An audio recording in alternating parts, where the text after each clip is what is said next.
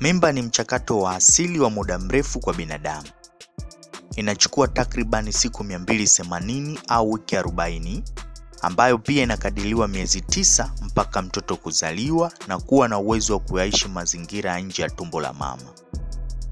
Mchakato huu kwa mtoto huanza kwenye seli moja tu, ambayo ni mchanganyiko wa yai la mama na mbegu ya baba.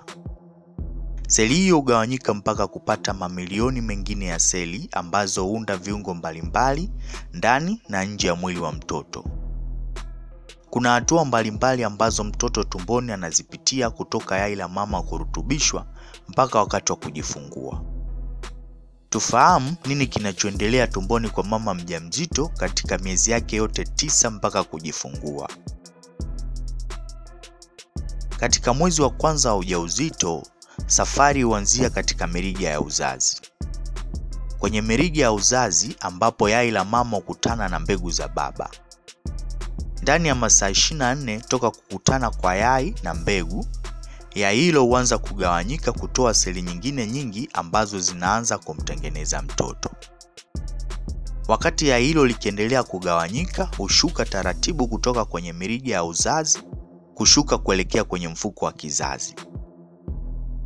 Kuna sababu kadhaa zinaweza kusababisha yai hilo kushindwa kushuka na kubakia kwenye mirija ya uzazi.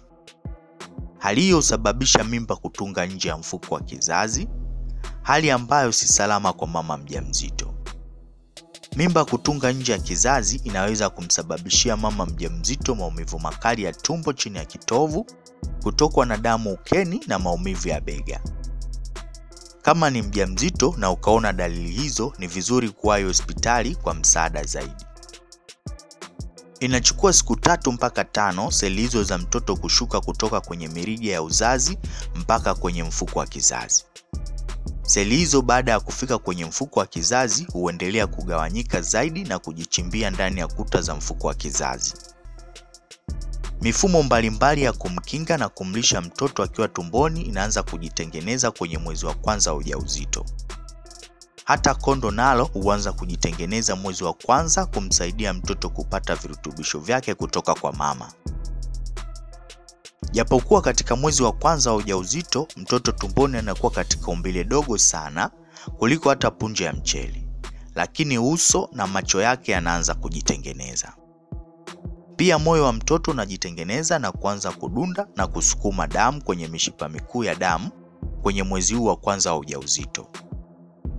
Katika kipindi hiki cha mimba changa ndio kipindi ambacho mama mjamzito anashauriwa kuzingatia matumizi ya vidonge vya vitamin anavyopewa kliniki. Vitamini hivyo kama vile vitamini B6 na folic acid ni muhimu sana kwa ukuaji huu wa mwanzo wa mtoto. Kipindi hiki cha ukuaji hutokea kwa wajawazito, asilimia kubwa wakiwa hawana taarifa kuwa ni wajawazito. Ili kuongeza usalama kwa mama mjamzito na mtoto wake tumboni, inashauriwa kutumia vidonge hivyo vya vitamini kipindi anachojiandaa kubeba mimba.